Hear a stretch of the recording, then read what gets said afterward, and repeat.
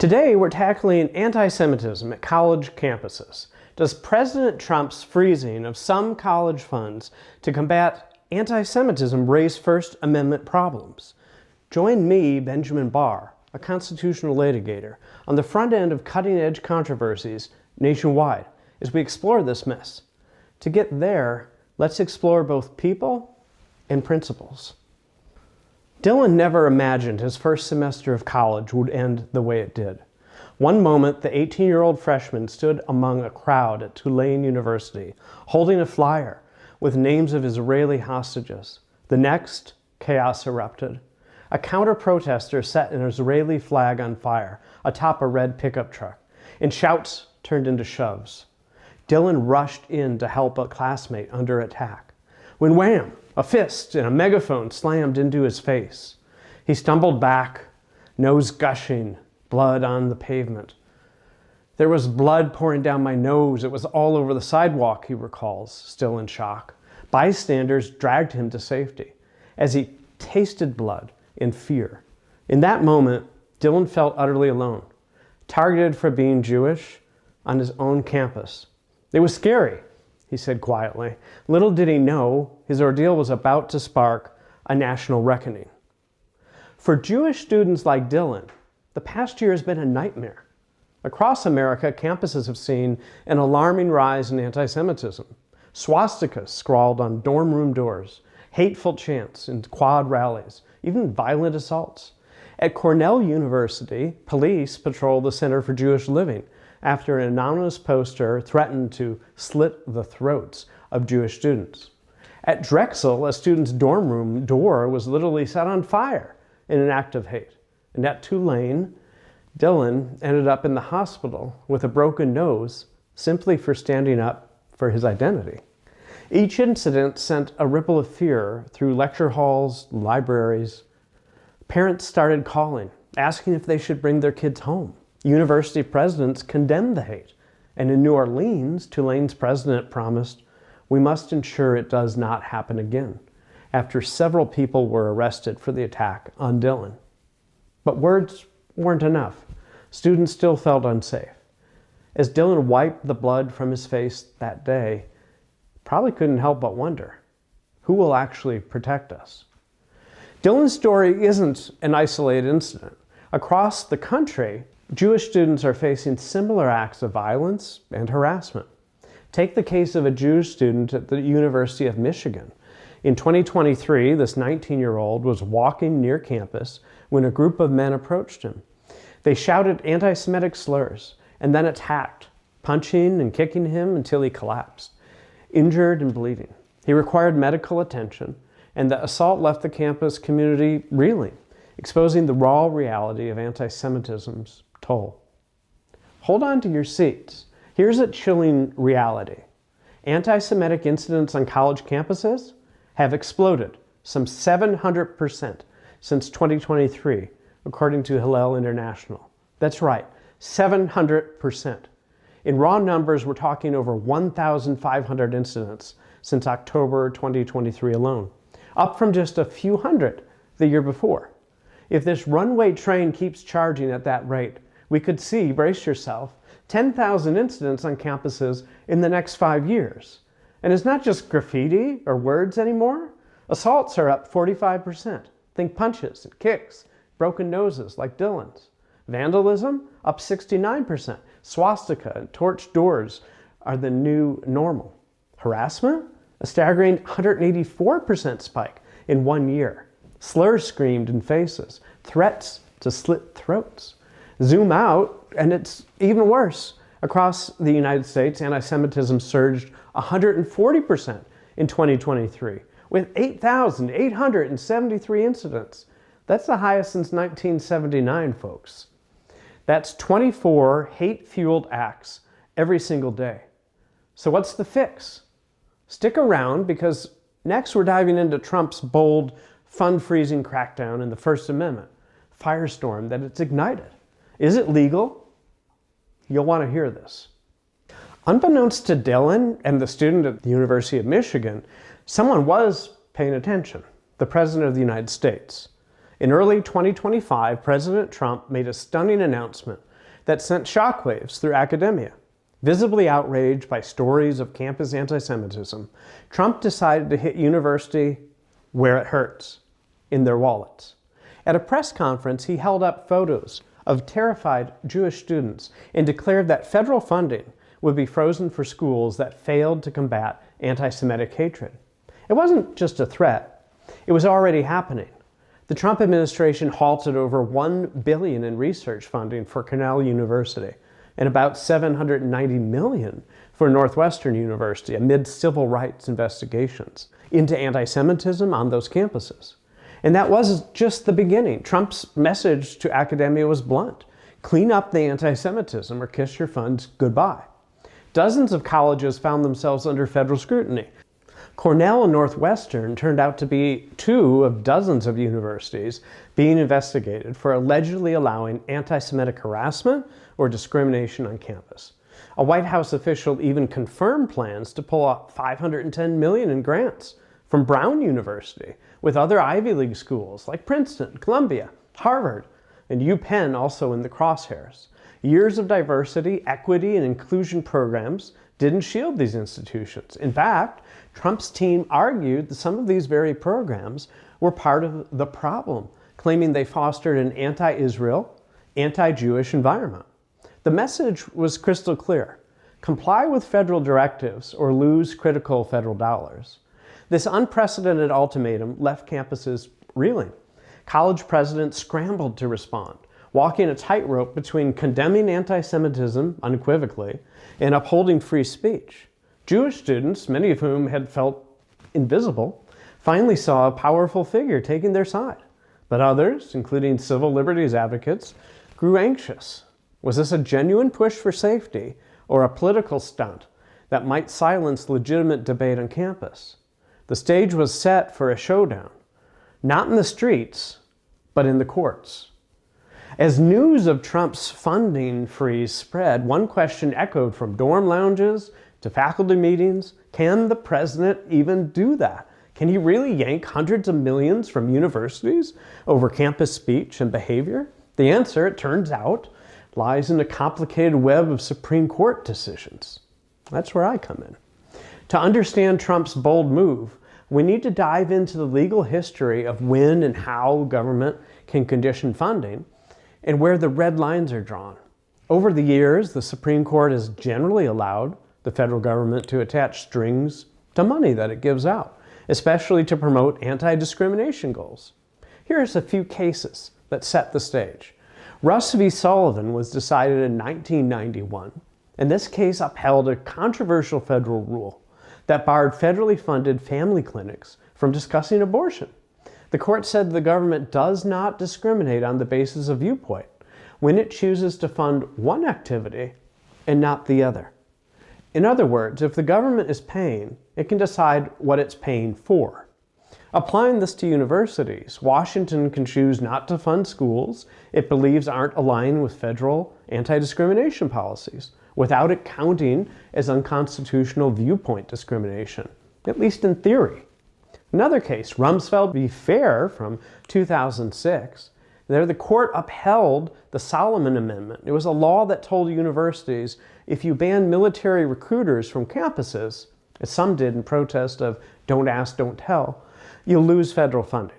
The Supreme Court ruled 8-0 in favor of the government. It held that Congress could withhold funding from universities that refused to give the military access without violating the school's First Amendment rights.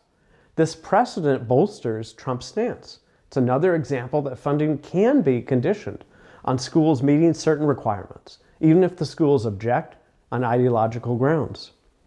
Let's consider Bob Jones University v. U.S. That's a 1983 case. There, the court denied tax-exempt status, basically a financial benefit akin to funding, to religious universities with racially discriminatory policies. Bob Jones University had banned interracial dating, citing religious beliefs. The Supreme Court sided with the IRS, finding that the government's interest in ending racial discrimination was substantial, so strong that it outweighed any burden on the university's religious rights. This underscores that anti-discrimination is often a compelling governmental interest.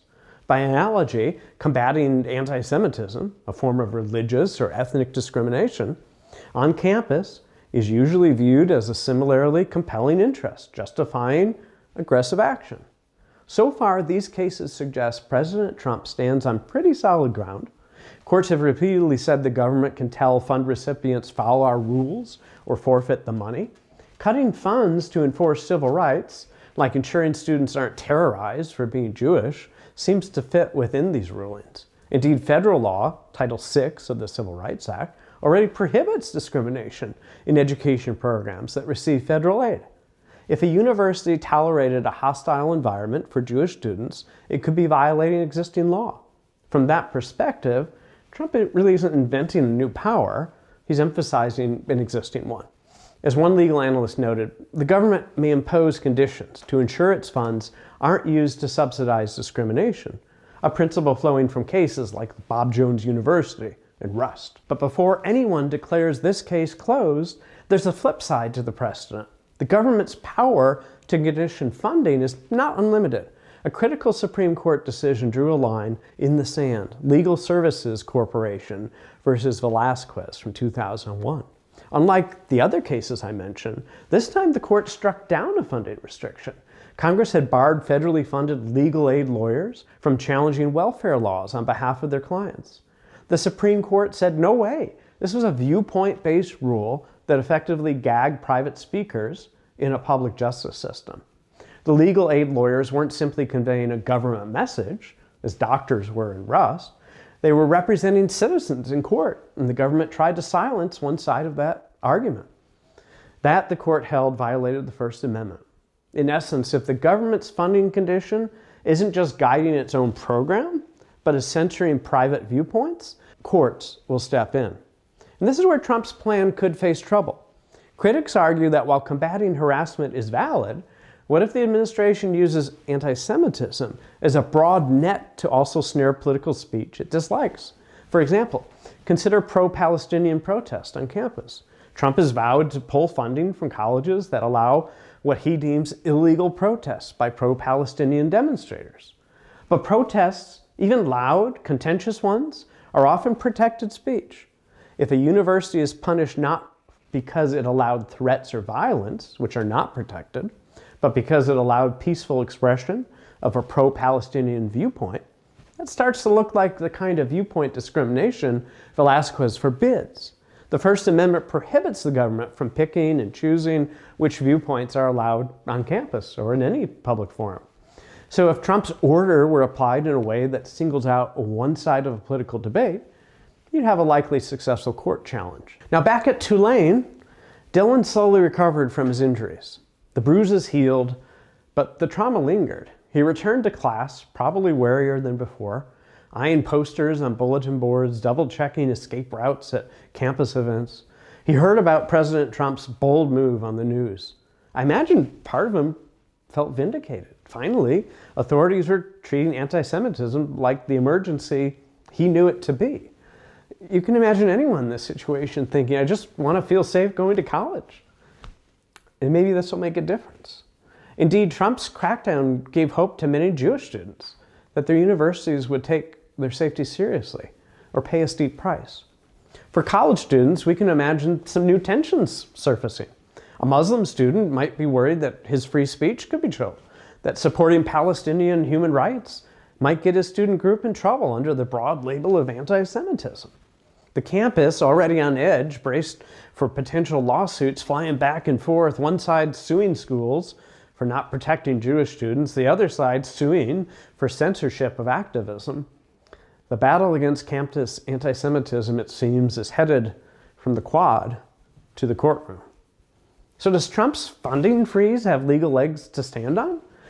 Most signs point to yes, up to a point.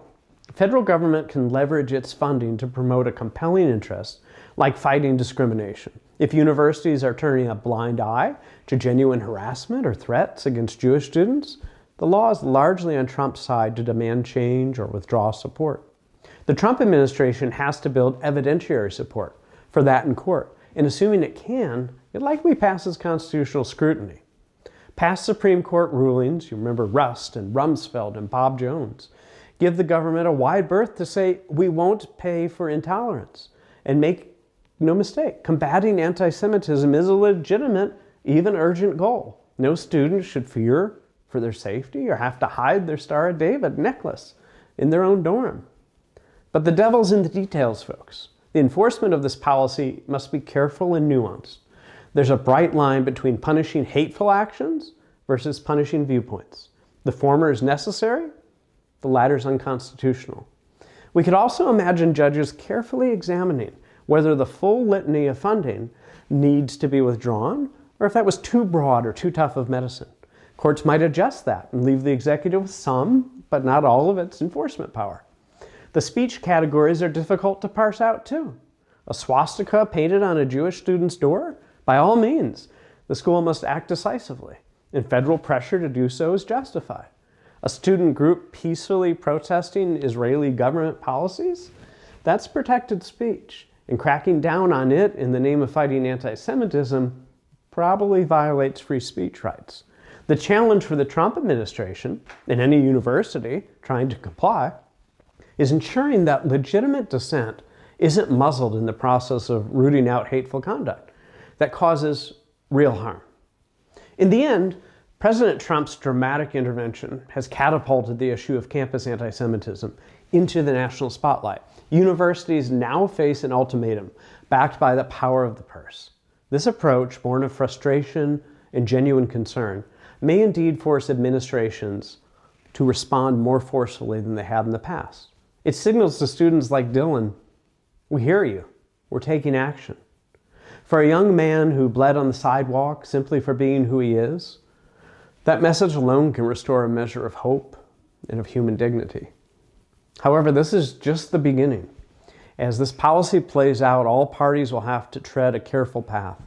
Protecting Jewish students and protecting freedom of speech are both vital in a democratic society, and they're not mutually exclusive. It is possible to demand zero tolerance for anti-Semitic harassment while still allowing vigorous, sometimes ignorant debate. The coming months will reveal whether Trump's funding freeze is wielded as a precise tool to weed out hate or a blunt instrument that stifles discourse. For now, Dylan and his peers watch and wait. On one hand, I imagine he feels a newfound support from the highest office in the land, a sense that the government sees his pain and is willing to act. On the other hand, he probably hopes his university doesn't become an ideological battleground where good intentions backfire. As he walks past the spot where his own blood was spilled, you can imagine him dreaming of a day when no student has to fear being Jewish on campus. A day when safety and freedom flourish side by side.